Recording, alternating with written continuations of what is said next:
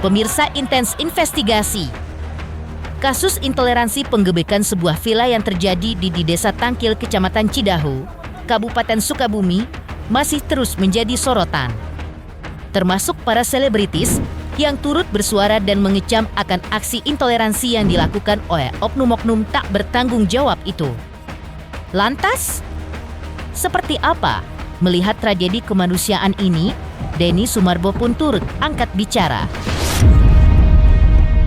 hingga menyuarakan kecaman keras terhadap aksi intoleransi yang dinilainya tidak manusiawi. Seperti apa pula Densu yang secara tegas menyatakan, jika merasa terganggu hanya karena beda keyakinan, itu bukan iman yang kuat tetapi justru ego yang rapuh. Hingga Densu pun mengajak masyarakat untuk melawan intoleransi bukan dengan kebencian, tetapi dengan pendidikan, empati, dan kebaikan. Dan bagaimana pula Firdaus Owiwobo yang menyerukan agar para pelaku intoleransi yang sudah ditetapkan sebagai tersangka dihukum seberat-beratnya, sesuai dengan hukum yang berlaku. Pemirsa, bersama Intens Investigasi, kami hadirkan kabar terkini, terpercaya, dan teraktual. Tetapi sebelumnya, jangan lupa untuk like, subscribe, dan juga share channel YouTube ini.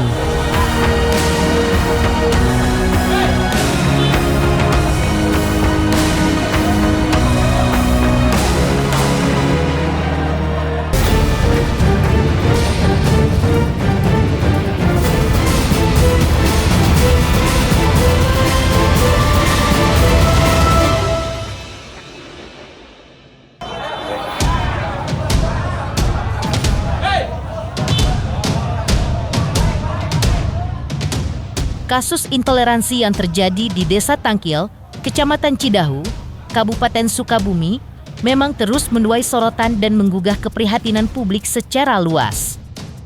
Pasalnya, para korban dalam insiden penggerebekan dan perusakan tersebut adalah pelajar-pelajar di bawah umur yang sedang mengikuti retret rohani, sebuah kegiatan pembinaan iman yang sakral bagi umat Kristiani.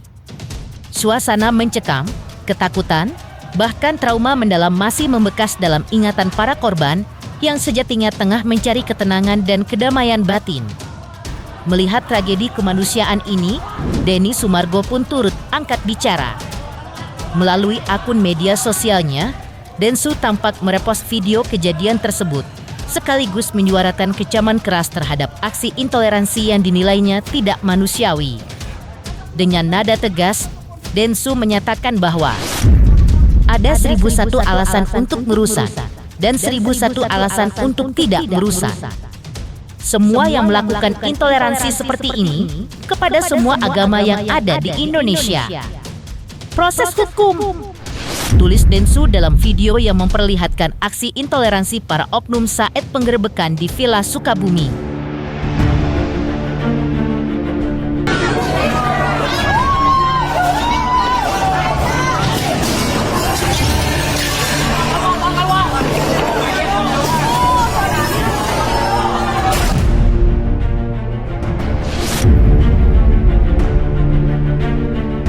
Selain menyerukan proses hukum terhadap para pelaku, Denny Sumargo juga menyoroti sisi nilai luhur bangsa yang tercoreng akibat kejadian intoleransi yang terjadi di Sukabumi. Dalam pernyataannya, Densu menyatakan bahwa jika merasa terganggu hanya karena beda selain menyerukan proses hukum terhadap para pelaku. Denny Sumargo juga menyoroti sisi nilai luhur bangsa yang tercoreng akibat kejadian intoleransi yang terjadi di Sukabumi. Dalam pernyataannya, Densu menyatakan bahwa jika merasa terganggu hanya karena beda keyakinan, itu bukan iman yang kuat tetapi justru ego yang rapuh. Lebih lanjut, Denny pun mengingatkan bahwa Indonesia sejak awal didirikan di atas fondasi perbedaan yang dijaga, bukan keseragaman yang dipaksakan. Ia pun mengajak masyarakat di tanah air untuk melawan intoleransi bukan dengan kebencian, tetapi dengan pendidikan, empati, dan kebaikan. Karena semua masalah bisa diselesaikan dengan cara yang beradab. Dan itulah yang seharusnya terus kita warisi dari para pendiri bangsa ini. Jadi banyak yang menanyakan kok Bang Densu diam aja dengan adanya kejadian perusakan di Cidahu, Sukabumi, Jawa Barat. Sebenarnya saya tahu males ya berkomentar, tapi yang saya tahu kita tuh tidak diciptakan untuk saling menghakimi, tapi untuk saling menghormati. Jadi jika keyakinanmu membuatmu membenci sama manusia, itu intoleransi yang bukan cerminan nilai leluhur kita. Jadi kalau menurut saya, jika merasa terganggu hanya karena orang lain berbeda keyakinan, ya mungkin bukan imanmu yang kuat, tapi egomu yang rapuh. Ini Indonesia dibangun di atas perbedaan yang dijaga, bukan keseragaman yang dipaksakan. Oke, jadi mari kita lawan intoleransi bukan dengan kemarahan, tapi dengan pendidikan, empati, dan teladan kebaikan. Semua hal bisa kita selesaikan dengan cara yang beradab. Bukan itu ajarannya.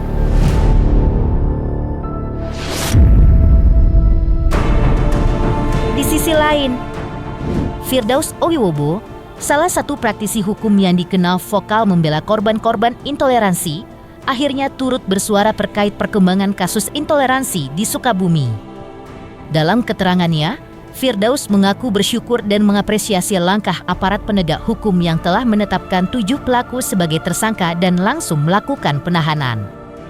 Menurut Firdaus, tindakan tegas ini menjadi angin segar bagi masyarakat yang selama ini mendambakan keadilan dan perlindungan dari tindakan diskriminatif atas dasar agama maupun keyakinan. Tak berhenti di situ, Firdaus juga menyerukan agar para pelaku yang sudah ditetapkan sebagai tersangka dihukum seberat-beratnya sesuai dengan hukum yang berlaku. Alhamdulillahirrahmanirrahim. Kemudian hukumannya berat. Jadi memang orang-orang kerdil pemahamannya seperti ini, yang intoleran, ini udah saatnya, udah wayahnya lah ya, mereka dihukum berat gitu. Bila perlu dicabut kewarganegaraannya, kita samakan dia itu dengan pengkhianat. Kalau dia intoleran, kita sikat. Negara ini nggak boleh takut sama manusia-manusia intoleran. Kita sepakat menganut azas ideologi Pancasila dan Bhinneka Tunggal Ika sebagai bingkai persatuan dan kesatuan Republik Indonesia. Itu udah digariskan di dalam garis-garis besar haluan negara. Udah terstruktur di dalam hukum tata negara.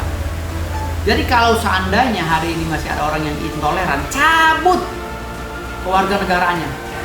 Atau diikat kakinya, dilempar ke laut, cari yang banyak hiunya. Atau yang banyak buayanya, dikasih makan buaya aja manusia kayak gitu. Karena manusia-manusia kayak gitu, ada manusia intoleran seperti itu, tidak akan maju negaranya, percaya sama saya.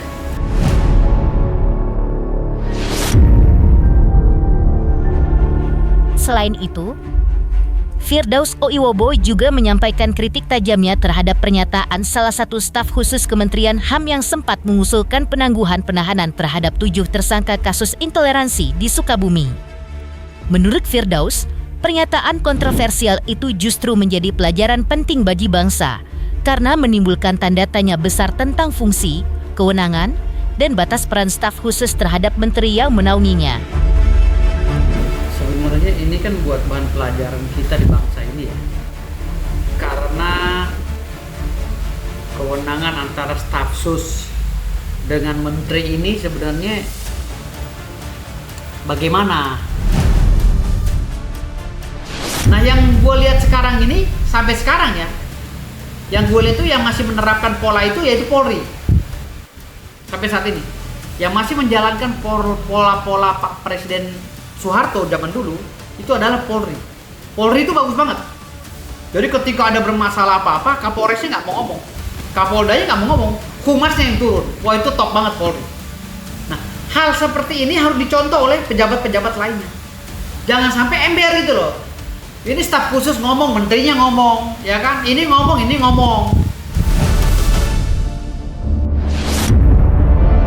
Firdaus Owiwobo juga kembali melontarkan kritik tajamnya terhadap penegakan hukum dalam kasus intoleransi di Sukabumi, khususnya terkait jumlah tersangka yang ditetapkan. Menurutnya, hanya menetapkan 7 orang sebagai tersangka tidak mencerminkan fakta yang terlihat jelas dalam video yang beredar luas di media sosial. Mengingat dalam video yang beredar di media sosial bukan hanya 7 orang yang melakukan pengerusakan dan intimidasi, namun jumlahnya puluhan. Jadi, mengapa hanya 7 yang ditetapkan tersangka? Yang namanya hukum pidana itu, kalau di situ ada 10 orang, ya, 10-10-nya melakukan kegiatan dengan klasifikasi tertentu, harusnya 10-10-nya dipidana dong. Jangan tebang pilih. Siapa yang membakar, siapa yang memprovokasi, siapa yang meneriaki, siapa yang mengajak, itu harus kena dipidana. Siapa saja yang sudah ada di sekitar situ, udah ada mens rea untuk menghancurkan rumah ibadah itu atau villa itu udah ada mens rea-nya, ditangkap semua. Kan ada pasal 55 ikut serta dalam berbuat kejahatan. Ya kan? Pasal 56 memberikan alat-alat untuk kejahatan. Itu harus dilakukan secara bersama-sama, pasalnya harus sama. Jangan tebang pilih hukum itu. Kalau datangnya 30 orang kandangin semua. Karena doktrin-doktrin atau dogma-dogma sesat seperti itu harus diberantas di bumi NKRI ini. Kalau perusahaan itu kan 7 tahun. Kalau 7 orang yang melakukannya, 7 orang itu 7 tahun semua. Nah, siapa yang bawa palu, siapa yang bawa bensin, siapa yang bawa martil, siapa yang bawa batu, ya harus kena pasal 55 ikut serta dan berbuat kejahatan. Yang menyediakan barang juga ikut serta. Pasal 56 KUHP. Jangan tebang pilih. Yang ikut berteriak di situ kena juga. Ayo, geruduk. Ya ikut teriak aja kena. Gitu loh. Itu pemicu. Jadi jangan tebang pilih hukum Indonesia ini. Lantas, seperti apa pula tanggapan dari Irjen Pol Ricky Sitohang dan Brigjen Pol Siswandi yang mengecam keras atas pernyataan Stafsus Kemenham, Thomas Suwarta, terkait penangguhan penahanan terhadap 7 orang tersangka? Dan bagaimana pula Permadi Arya yang merupakan seorang aktivis menilai bahwa pernyataan Menteri Hukum dan HAM yang langsung menolak mentah-mentah usulan stafsusnya terkait penangguhan penahanan patut diacungi jempol? Selamat untuk Intens Investigasi karena sudah mencapai 3 juta subscribers di YouTube. Sukses selalu and all the best!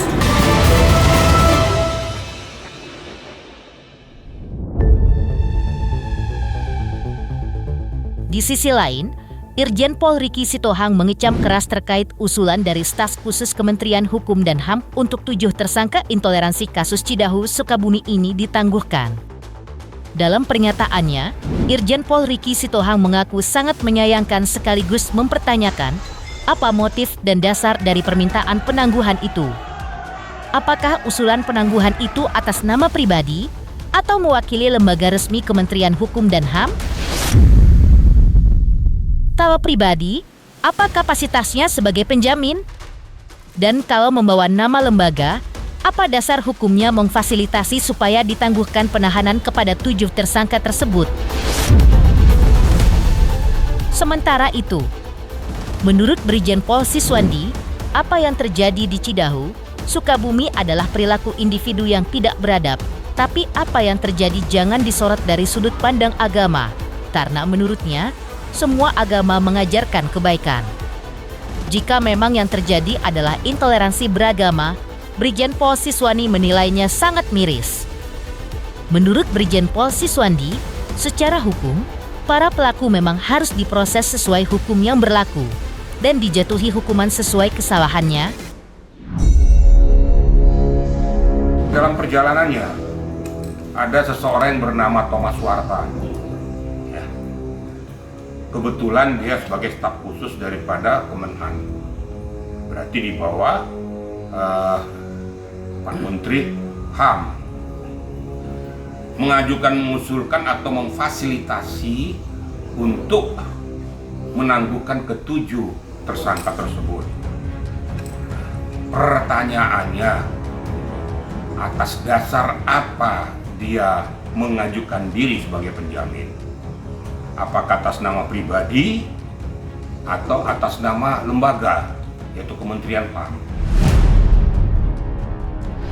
Kalau atas nama pribadi, apa kapasitasnya untuk mengajukan, memfasilitasi supaya ditangguhkan penahanannya. Tentu tanda kutip, kok hebat banget kok mau memfasilitasi. Walaupun dalam petik di dalam in-mind saya mengatakan kau mau membawakan atas nama Kementerian HAM.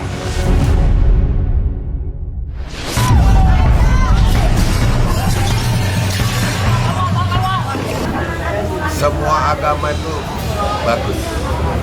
Tidak ada agama manapun yang mengajar kepada umatnya untuk berbuat tidak bagus. Hanya perilaku individu. Masalah kasus di villa itu, kita jangan lihat sudut pandang agama. Jadi jangan agama didoktrin untuk bahasanya intoleransi kan. Jangan menimbulkan masalah, apalagi buat agama. Saya tidak setuju. Jadi siapapun, agama manapun, agama itu mengajar kepada umatnya itu tidak ada yang salah. Yang menjalankan yang banyak salah. Nah ini, kenapa sama hari-hari biasa itu pahit-pahit aja, biasa-biasa ini kok meletus? Jangan dimanfaatkan, apalagi dibawa-bawa ke publik. Ini bisa salah loh antar agama. Nah ini perlunya tokoh agama, tokoh masyarakat setempat. Aparat kepolisian berbeda. Jadi bukan masalah kayak ini. Berdampak tadi itu bikinnya kerusakan 406 KUHP ada unsurnya.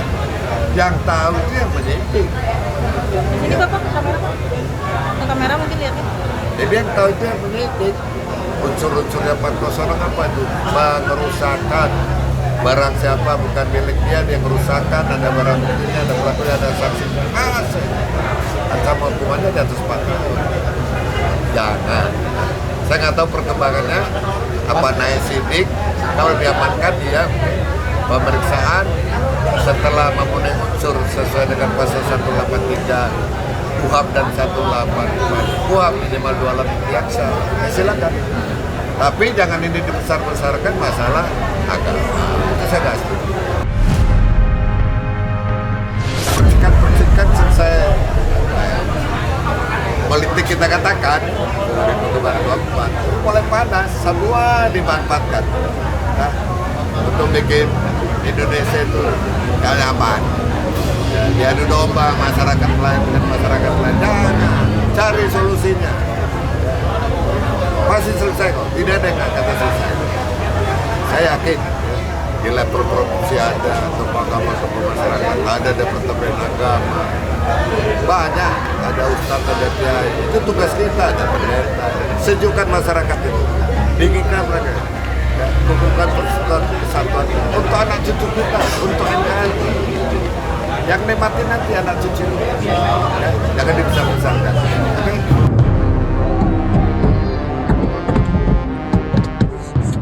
Aktivis Permadi Arya atau yang akrab disapa Abu Janda juga turut memberikan tanggapan tegas terkait usulan penangguhan penahanan bagi 7 tersangka kasus intoleransi di Sukabumi.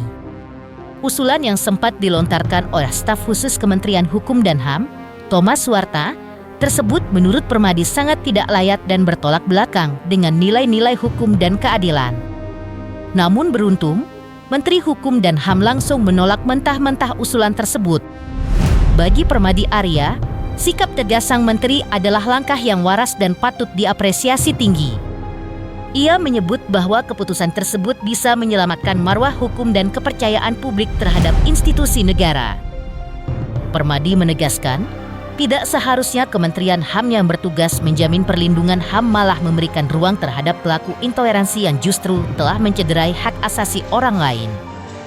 Ia pun mengacungi jempol dan menyebut keputusan sang menteri sebagai langkah terbaik untuk menjaga keadilan dan persatuan bangsa.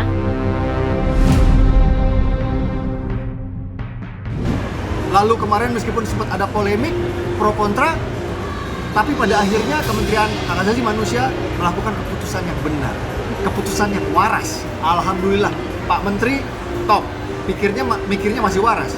Dia melakukan, mengambil keputusan yang tepat dengan tidak mengakomodir usulan staf susnya dan tidak menjadi penjamin untuk penangguhan penahanan. Artinya apa? Pelaku tetap ditahan. So far so good, Pak. Kalau menurut aku, so far so good. bisa diacungin jempol. Jadi pernyataan Menhan Kementerian HAM, Pak Natalius Pigai ini yang ternyata tidak mengakomodir usulan dari staf susnya, itu kita bisa duga kuat staf susnya itu mungkin karena waktu itu kan staf susnya itu datang ke proses mediasi. Aku nggak tahu itu inisiatifnya siapa, mungkin inisiatifnya Pak Bupati, bisa inisiatifnya perangkat desa, tapi beliau itu Pak Thomas, aku lupa namanya, pokoknya kalau nggak salah Pak Thomas. Staf sus itu Pak Thomas itu datang ke Sukabumi untuk menghadiri mediasi sebagai perwakilan dari pusat. Jadi mungkin Pak Thomas di dalam tekanan, karena aku tahu waktu itu memang di saat mediasi itu keluarga dari tersangka yang sudah ditangkap itu dihadirkan. Mungkin Pak staf sus itu tersentuh hatinya karena aku tahu ada di video-video itu memang ada keluarga-keluarga dari tersangka yang ditangkap itu memang memohon selain ke Kang Deddy juga mungkin ke Pak staf sus, ke Pak Thomas itu memohon agar dilakukan restoratif justice agar bisa ditangguhkan penahanannya. Jadi aku bisa maklum mungkin Pak staf sus itu spontan waktu itu dalam situasi yang mungkin waktu itu tidak tega, mungkin beliau melihat ratapan dan permohonan dari keluarga tersangka agar dilakukan restoratif justice, sehingga Pak Thomas inisiatif mengusulkan di acara mediasi itu agar mungkin dari pusat bisa diberikan penjaminan untuk penangguhan penahanan dalam rangka restoratif justice. Tapi setelah terjadi penolakan oleh Pak Menteri sendiri, kita bisa yakini bahwa ini inisiatif semata-mata inisiatif pribadi dari Pak Thomas sebagai staf sus di acara mediasi.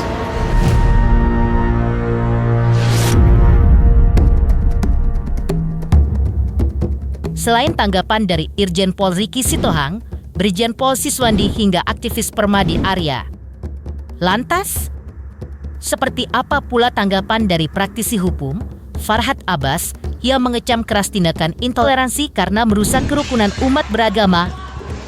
Selamat untuk intens investigasi 3 juta subscriber, luar biasa sekali 3 juta. Ya pokoknya semakin sukses lah dan bisa menghadirkan sesuatu yang memang baik untuk diperlihatkan.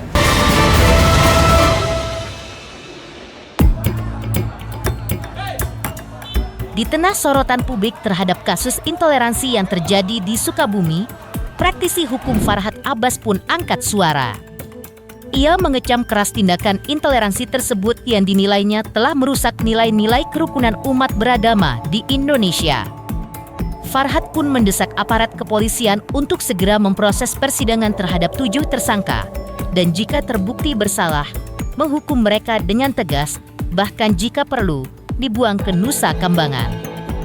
Lebih jauh, Farhad mengingatkan pentingnya menjaga keanekaragaman sebagai bentuk kekuatan persaudaraan bangsa. Menurutnya, toleransi adalah wajah Indonesia di mata dunia, dan jika dibiarkan, tindakan intoleransi justru akan menjadi bahan cemoohan dari masyarakat internasional. Farhad menutup pernyataannya dengan mengajak seluruh masyarakat untuk menjadikan perbedaan sebagai perekat, bukan pemecah. Siapapun, agama apapun, selama intoleransi, proses. Tidak ada alasan untuk mengintimidasi, merusak, persekusi, dan menghancurkan, bahkan membakar, itu tidak ada alasan. Itu mengacaukan Indonesia, menodai, melukai kerukunan antar agama. Dan itu jarang saya membela kalau intoleransi. Ya kalau namanya mendamaikan juga udah ada yang terluka sulit. Jadi salah satunya adalah hukum yang berat buat pelaku intoleransi. Karena di negara mayoritas ini intoleransi itu sering dilakukan sama mayoritas ke minoritas. Nah, jadi kalau sudah itu terjadi, pasti seluruh Indonesia akan marah. Karena intoleransi terjadi di daerah sini akan mengganggu kebersaudaraan di daerah-daerah yang lain. Oleh karena itu, polisi harus segera prosesnya sidangnya kalau perlu jangan lama-lama, langsung dihukum. Ya, dihukum. Kalau perlu buang ke Nusa Kambangan. Yang paling berat, siapa provokator, siapa pemicu hingga api terbakar.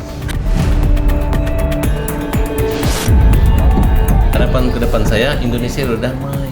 Anggap keanekaragaman itu adalah persaudaraan yang semakin kokoh, semakin kuat. Karena yang melihat toleransi itu dunia yang tahu melihat ini. Sedikit ada masalah itu sama dengan mengganggu komunitas dunia.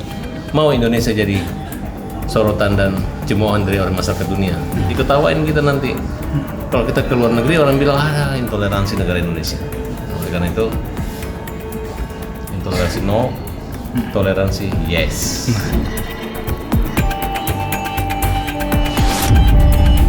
Pemirsa Intens Investigasi, jangan lupa saksikan terus Intens Investigasi. Dan pastikan jangan lupa untuk like, subscribe, share, dan juga komen. Dan terima kasih untuk kesetiaan pemirsa atas pencapaian 3 juta subscribers di channel Intens Investigasi.